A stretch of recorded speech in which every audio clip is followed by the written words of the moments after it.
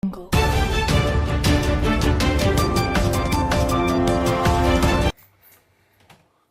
afternoon.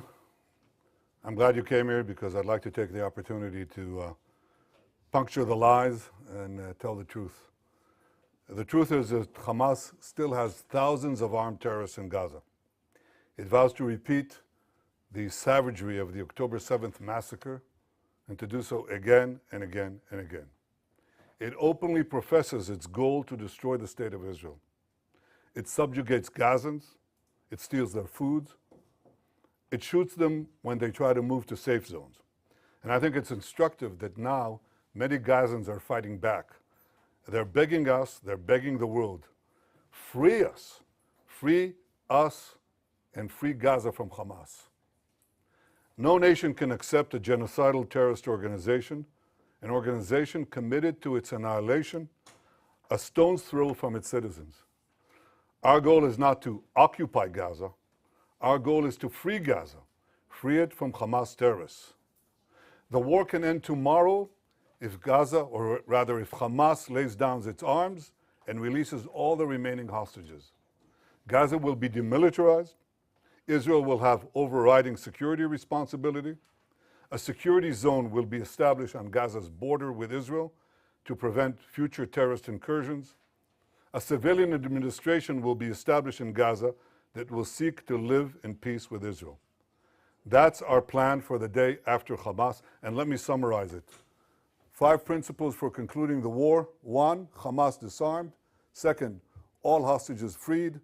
3rd, Gaza demilitarized. 4th, Israel has overriding security control. And 5, non-Israeli peaceful civilian administration. By that I mean a civilian administration that doesn't educate its children for terror, doesn't pay terrorists, and doesn't launch terrorist attacks against Israel. That's what we want to see in Gaza. So it's neither Hamas nor the PA. That's our plan. Given Hamas's refusal to lay down its arms, Israel has no choice but to finish the job and complete the defeat of Hamas. Now, we've done a great deal. We have about 70 to 75% of Gaza under Israeli control, military control. But we have 2 remaining strongholds, okay? These are Gaza City and the central camps in the Muasi. That's roughly, it's schematically presented here, but it's fairly accurate. Last Thursday, Israel's Security Cabinet, instructed the IDF to dismantle the 2 remaining Hamas strongholds in Gaza City and the central camps. Contrary to false claims, this is the best way to end the war and the best way to end it speedily. We will do so by first enabling the civilian population to safely leave the combat areas to designated safe zones. In these safe zones, they'll be given ample food, water, and medical care, as we've done before.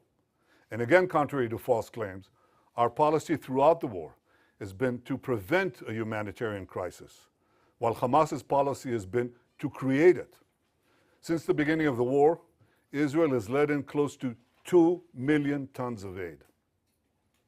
I know of no other army that has enabled such aid to go to the civilian population in enemy territory. Now, if we had a starvation policy, no one in Gaza would have survived after 2 years of war. But our policy has been the exact opposite. We let in, as I said, almost 2 million tons of aid and sent millions of text messages, millions of phone calls to Gazans to get out of harm's way. Yet in the last few months, Hamas has violently looted the aid trucks meant to get to Palestinian civilians. They deliberately created a shortage of supply. And the UN consistently refused, until recently, to distribute the thousands of trucks that we led into Gaza through the Kerem Shalom crossing.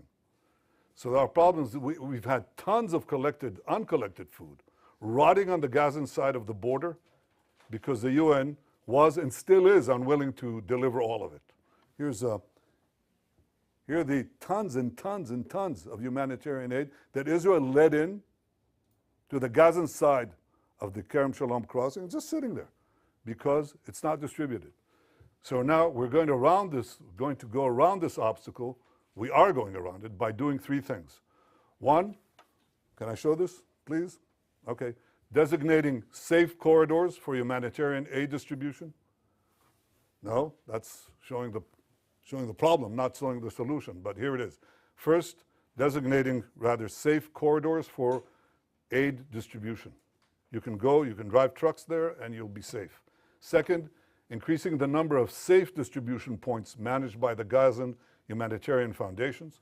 And three, airdrops. That's airdrops done by the Israeli Air Force, and we're inviting others to join us.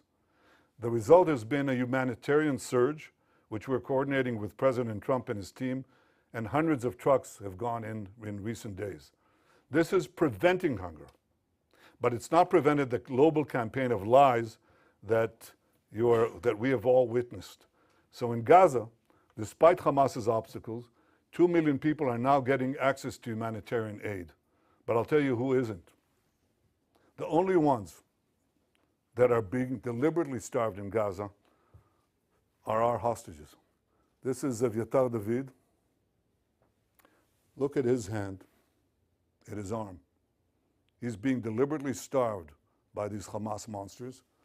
And look at the Hamas captor. Look at the difference. He's eating, and he's eating well.